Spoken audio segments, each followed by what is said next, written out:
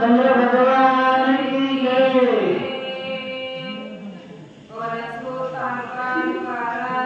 श्री संत एकनाथ महाराज की जय।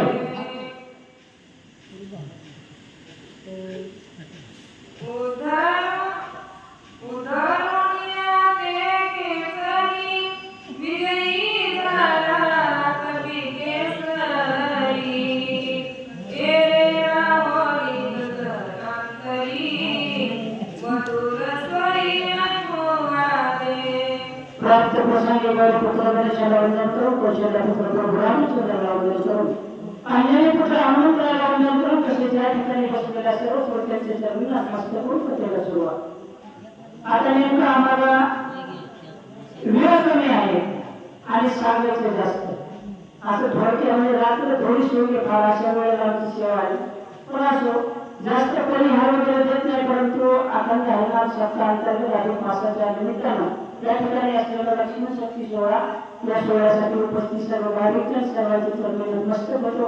आज आमच्या या ठिकाणी आमच्या संपूर्ण महाराष्ट्र भागातील रामायण प्रेमी या ग्रुपच्या माध्यमातून चालणाऱ्या रामायणातील बरीचशी भक्त मंडळी या ठिकाणी आहे, तरी सुद्धा एका भक्ताची कमतरता आम्हाला नक्की जाणवते। आमचे जे आदरणीय बाबा महाराज होते, बाबा महाराज आज नक्कीच या ठिकाणी असते, परंतु त्यांची या ठिकाणी आम्हाला कमी भासते। असल्या सर्वांच्या चरणी नतमस्तक करून कथेला सुरुवात। कथा इथपर्यंत आलेली कथा आता आम्हाला खास सांगायची आहे, तर आपल्याला 50 वेळा घ्यायच्या त्या कथेने वेळ ना, तर मला कथेचं अनुसंधान असं आताच या ठिकाणी हनुमंताच्या हाताला अक्षराचा अवतार झालेला आहे, परंतु आपला उद्धार ज्या सद्गुरूच्या हाताने झाला त्या सद्गुरूला काहीतरी वरदक्षिणा म्हणून द्यावी किंवा त्याची काहीतरी उतराई व्हावं या उद्देशाने अप्सरा स्वर्गामध्ये गेली आणि स्वर्गामधून काय म्हणू लागले हनुमंताला ऐका।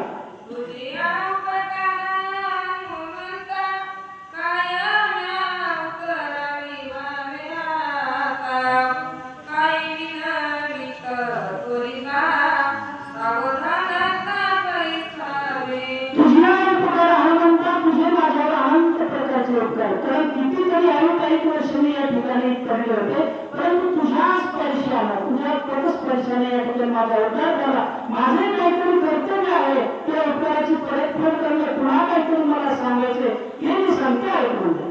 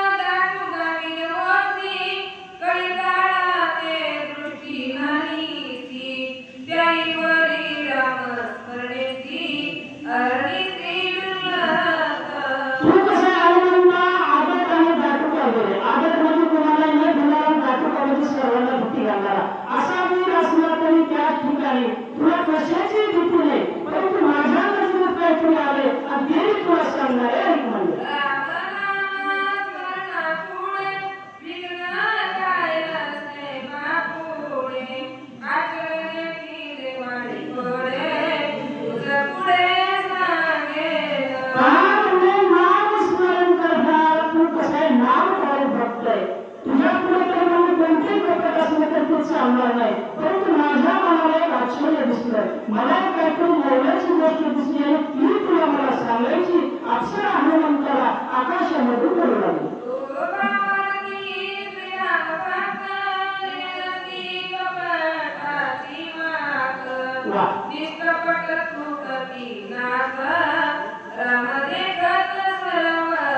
आणि हनुमंता तू कसा आहे तर निष्कपट आहे, तुझ्या मनामध्ये कसले कपट नाही, चराचरात फक्त राम म्हणून पाहणारा तो हनुमंत नाम धारक आहे, भावात तू भक्त आहे।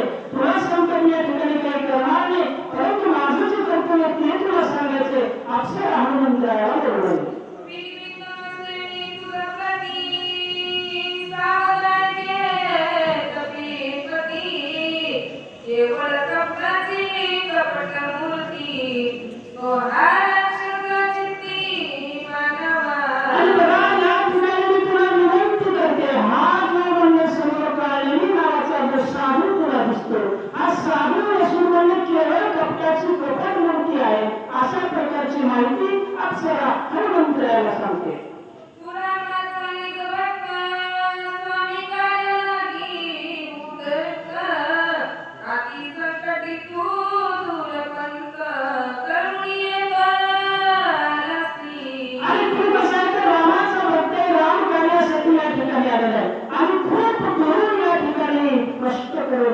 जन्माला आलेला आहे, परंतु तुझ्या ज्या समोर जो असलेला जो साधू आहे तो साधू नसून तो राक्षस आहे. इतकं मला तुला सांगायचं, अजून काय सांगता येईल का?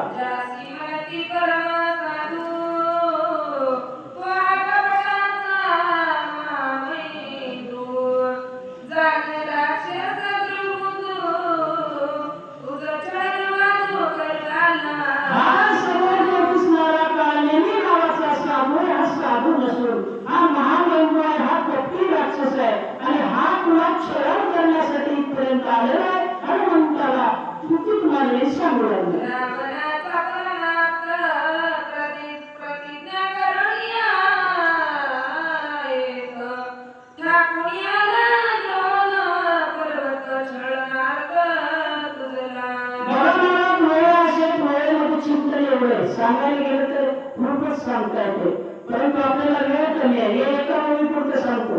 या ठिकाणी सांगेल की हा रावणाचा आपटा आहे, हा रावणाचा सोयरा आहे आणि हा तुला छळण करण्यासाठी आला. आता तुमच्या सर्वांसाठी एक प्रश्न, जेव्हा रावणाला काल्याने पाठवला, रावणाचा आपटा आहे, हे तेव्हा ही माहीत होती का? त्याचा होती का? नाही महाराज, ही बदल होती. परंतु कळलं कसं?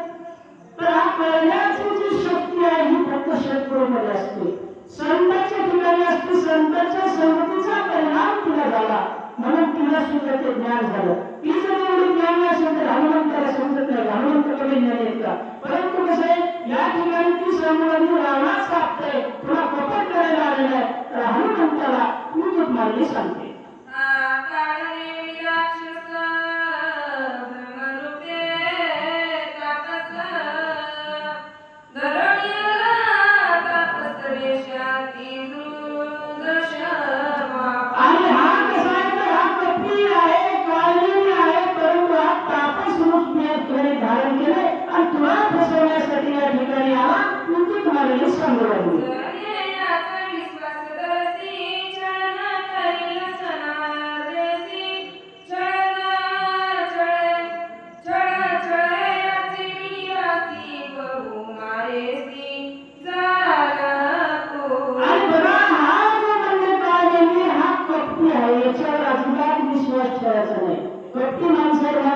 विश्वास ठेवला तो कधी घात कधी सांगतात नाही, म्हणून याच्यासाठी मग याच्यावर विश्वास ठेवू नको. हा दुष्ट आहे, दुर्बुद्धी आहे आणि याला या ठिकाणी जिवंत ठेवायचं नाही. कारण आपल्या हा विधिक मार्ग सांगला.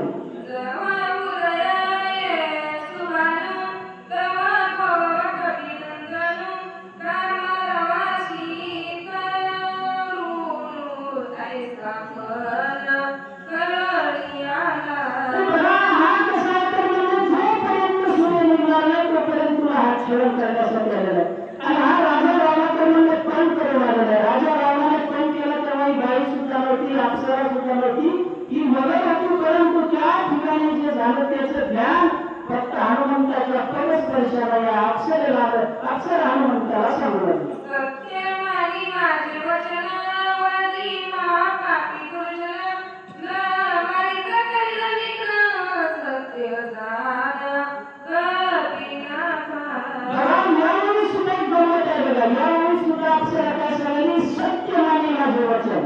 मी जे बोलते हे खरं मान आणि याला मारल्याशिवाय समोर जाऊ नको. आता का मारल्याशिवाय जाऊ नको? हनुमंताला तर कपट काय करते माणूस काय करत नाही, कारण हनुमंत नाव झालेलं आहे. परंतु हनुमंताला सांगितलेलं मान आणि ते वाजा. त्या ठिकाणी एक छोटासा एक दृष्टांत तुम्हाला सांगतो आणि लगेच पुन्हा पुढे जातो. आपण सर्व शेतकरी आहात. आपण एखाद्या पाणीच्या शेताला चाललो आणि एखादा नदीचा काटा आला, आपल्या पायामध्ये खराब चांगला फूट आहे, आपल्याला तो काटा मिळणार नाही. आपण तुझ्यावर पाय घेऊन गेलो तरी मिळणार नाही. पण खरा जर शहाणा शेतकरी असेल तर तो पाय घेऊन जाणार नाही, तो बाजूला काढतो.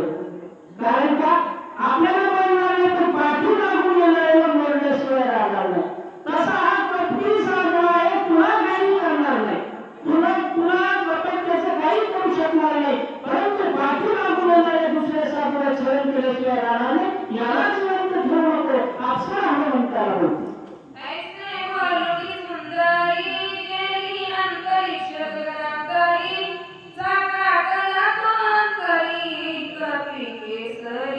आधी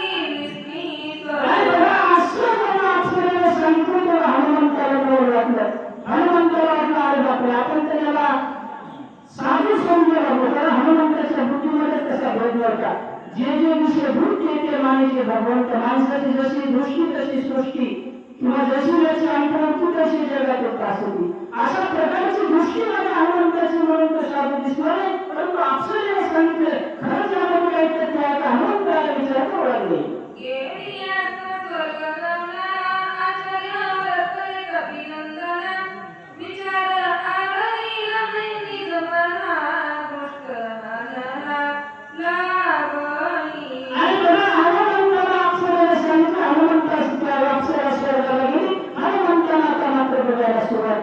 आता आपल्या अंतर्दृष्टीने त्या राक्षसाकडे बघायला सुरुवात केली कसा दिसला काय का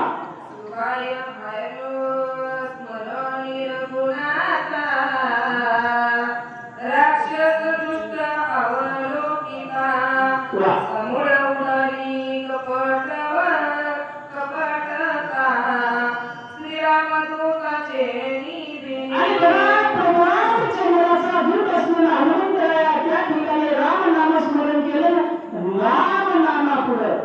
पापाचे प्रवृत्ती पुढे केवढे पापासून केवढे कपटासून या ठिकाणी राहत नाही हनुमंतानं नामस्मरण चालू केलं तो कपटी साधू दिसून नसून तो राक्षस दिसायला लागला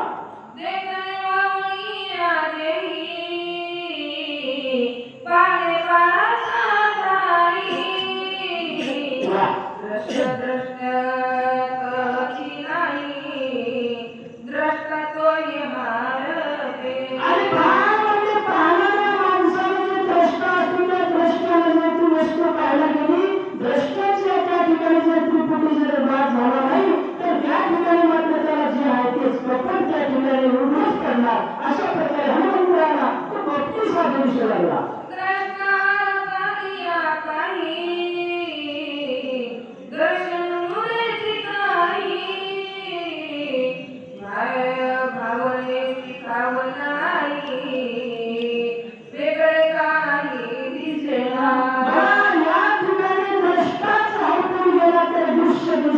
प्रश्नच येत नाही हनुमंताने नामस्मरण केलं महाराज त्या साधूकडे पाहिले तो साधू पणावरून गेला आणि कपटी राक्षस त्या ठिकाणी हनुमंताला दिसू लागला त्या ठिकाणी नारमाळा झाला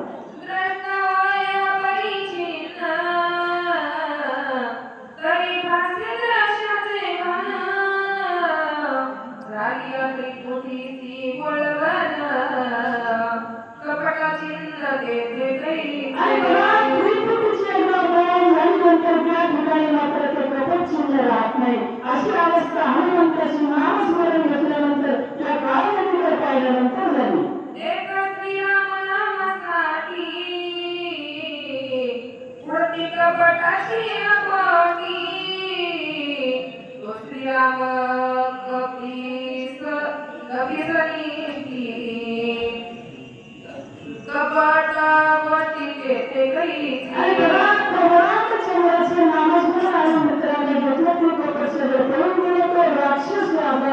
हनुमंताच्या नजरेला साधू दिसत नव्हतं आता मात्र राक्षस दिसू लागला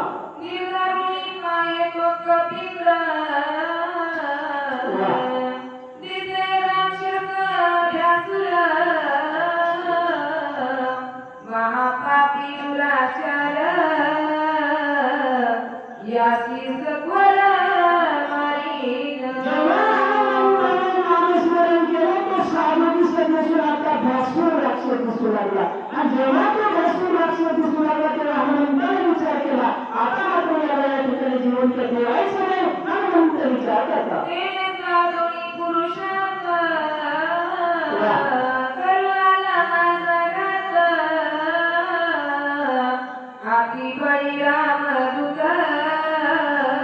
याचा निष्पाद करी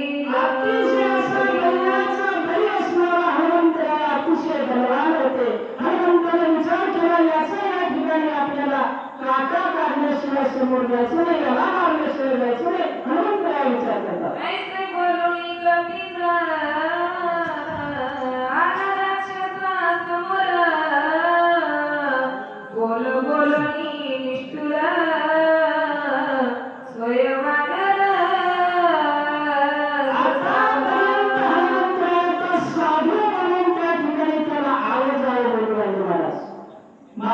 महाराज बसा महाराज रामकथा सांगतो असं करतो तसं करतो परंतु मात्र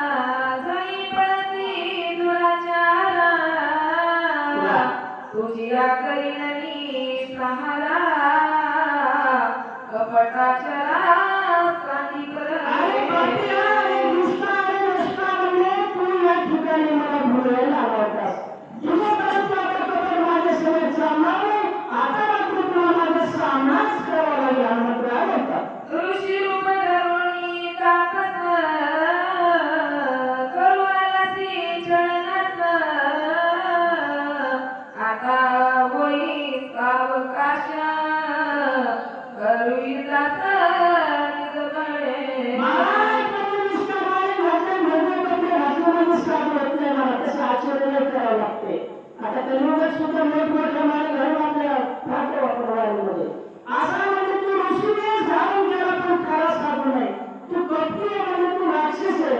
आता माझा सामना कर, माझ्या समोर ये, युद्धासाठी तयार हो, हनुमान तयार होता. माझे आणि त्वरित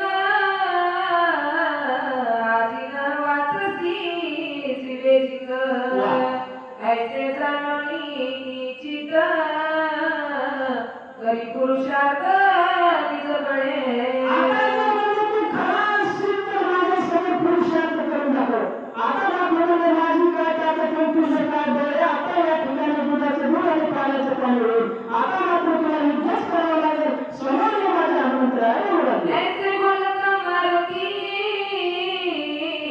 सरसावला राक्षस वृत्ती रणी जिंकावया कपिप्रती साठोपचित्ती मांडली. अशा हनुमंतरायाला मात्र आता युद्ध करण्यासाठी हनुमंतराया सरसावले. सरसावून त्या ठिकाणी राक्षसासमोर उभे राहिले. कसे उभे राहिले का? ऐकुनी कवीचे उत्तर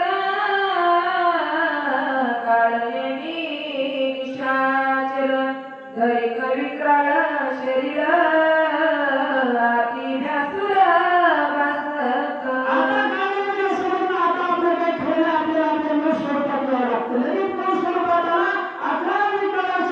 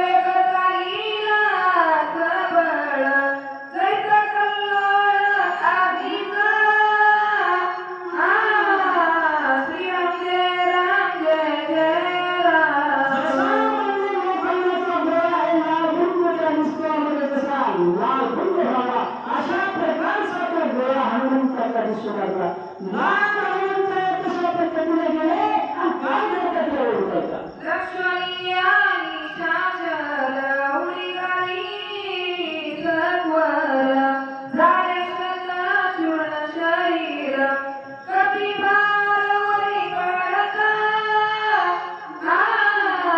श्रीराम जय राम जय जय राम आकाशामध्ये गेले महाराज भूमी अशा प्रकारचं मोठं मोठं शरीर हनुमंताचं वरून काय महाराज काळ्यांच्या अंगावर काळ्यांच्या शरीराचे 100 तुकडे झाले अशा प्रकारे काळ्यांचा या ठिकाणी वध झाला. प्रभू रामचंद्र भगवान की जय.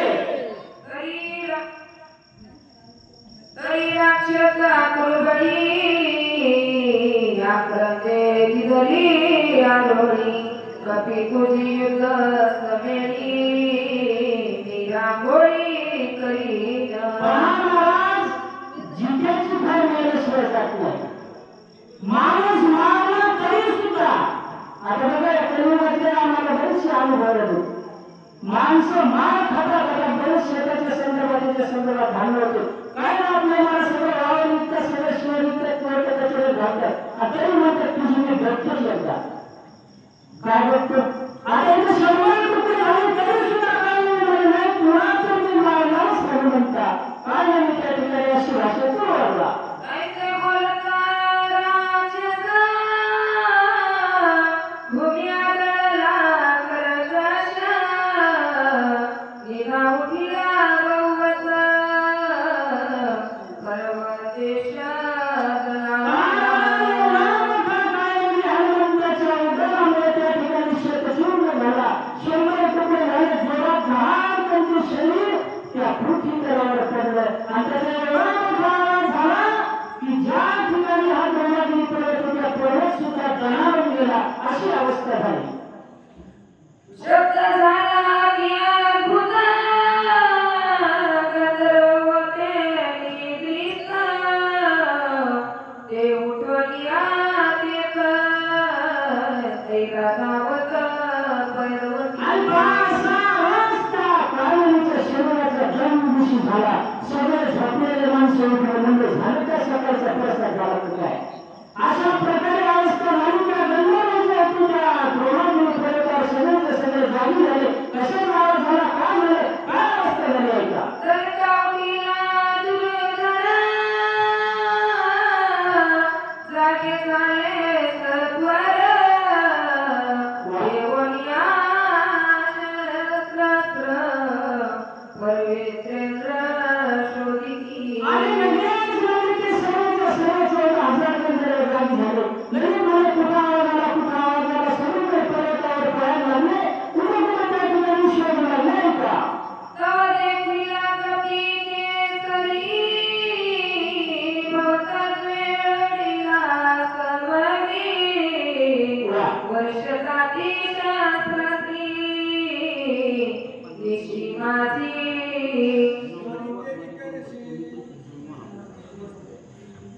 तव देखिला कपी केसरी भवतात वेळीला समरी वर्षकाती शस्त्रती दिशी माझी त्वरी केवी करीत लगेच म्हणजे त्या ठिकाणी ते आले. पर्वत पाहायला लागले. पर्वत पाहता पाहता पुढे काय येतं त्या ठिकाणी हनुमंतराय दिसलो. अरे चोरा म्हणजे या ठिकाणी रात्रीच्या वेळी काय करतो 12:00चा टाइम झाला. या काळात तुझे काय झाले हनुमंताला ते गंधर्व बोलू लागले. तू कोण कैसा कोण आहे ती मध्यरात्री कालाची पर्वती सैरांचरती आज्ञा कोणाची पुसिली अरे बाबा तू कोण आहे कुठला आहे कोणत्या गावचा आहे कोणत्या जिल्ह्यातून या ठिकाणी आला. तुझं काय काम आहे तुझ्या पर्वतावर आलं रात्रीच्या वेळी तुझे फिरण्याचं काय काम आहे हनुमंताला गंधर्व बोलू लागले. तू निशी मध्यरात्री तू विचरती गिरीशी करी पर्वतकार शरी कोण धरेवरी पडिला अरे मी पर्वतावर रात्री फिरण्याचं काय काम आहे आणि बाजूला जे पडलेले आवाज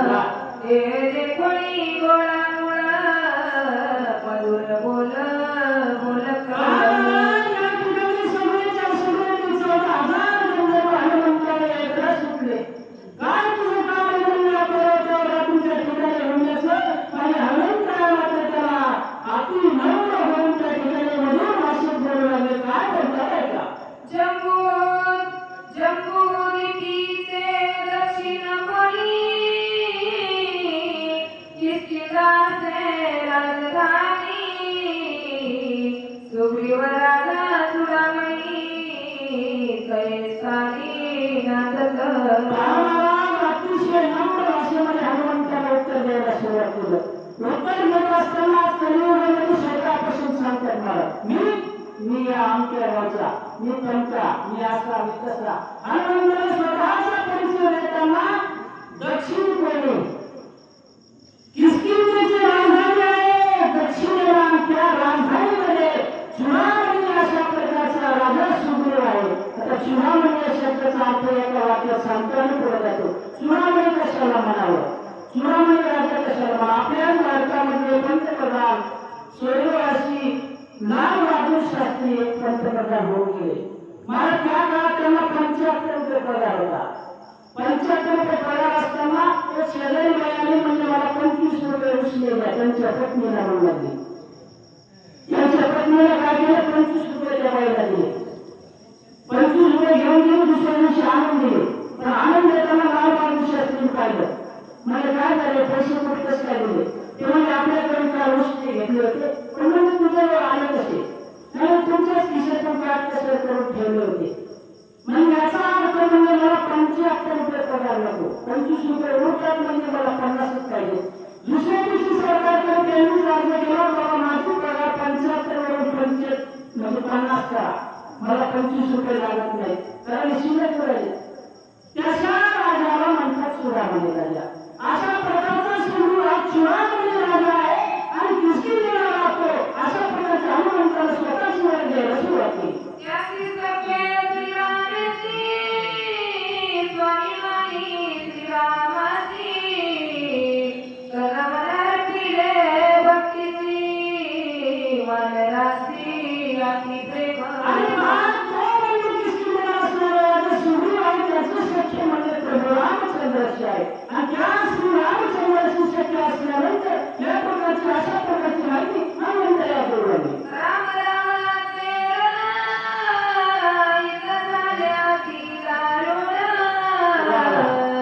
रावणे ब्रह्मशक्ती सोडून बंधू लक्ष्मण काढिला. आणि त्या सुग्रीवाला म्हणजे त्याच्याच बंधुवालीचा त्या ठिकाणी रामचंद्र वध केला. सुग्रीवाला सख्य करून त्या सुग्रीवाचा साह्याला म्हणजे राजा रामासोबत गंभीर प्रकारचे युद्ध झाले. राजा रामाची शक्ती प्रभू रामचंद्राच्या बंधूला म्हणजे लक्ष्मणाला मारले. हनुमंत या सांगतात. वाचवावया स्वामी नसी देवो मी औषधेची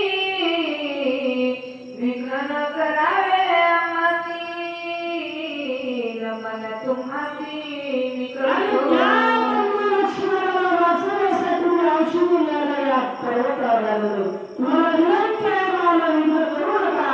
अशा प्रकारची विनंती हनुमंतराया गंधर्वाला करू लागली. उदये गणपती वा वा. प्राणसाठी उर्मिला पती म्हणून औषधी मध्यरात्री जेवणी चिठी मी आलो. आणि त्या प्रभू रामचंद्राच्या बंधूला लक्ष्मणाला शक्ती लागली होते. जर सूर्योदयाच्या अगोदर मी औषधी घेऊन गेलो नाही तर त्यांचा प्राण जाईल. आणि म्हणून तुम्हाला विनंती आहे, मध्यरात्री आले, मला जाऊ द्या, विघ्न करू नका. हनुमंतराया नम्र केले गंधर्वाला बोलतात. सुग्रीव सहित वानरा सकाळ श्रीरामाचे किंकर माझे नाव मानविला मार्ग सत्वर मज द्यावा. आणि पहा, त्या सर्व वानरांमध्ये असणारा एक वानर मी आहे आणि माझं नाव हनुमान आहे. आणि त्या ठिकाणी तुम्हाला विनंती आहे, मला माझा मार्ग मोकळा करा, मला विघ्न करू नका. हनुमंत या स्वतःचा परिचय देऊन गंधर्वाला बोलू लागले. स्वामी कार्य सांगितला पूर्ण सर्वता करून विघ्न पुढीलाचे करिता श्री रघुनाथ शोभेल. आणि पहा, मी स्वामी कार्यासाठी आलो. माझ्या स्वामीचं कार्य करत असताना मला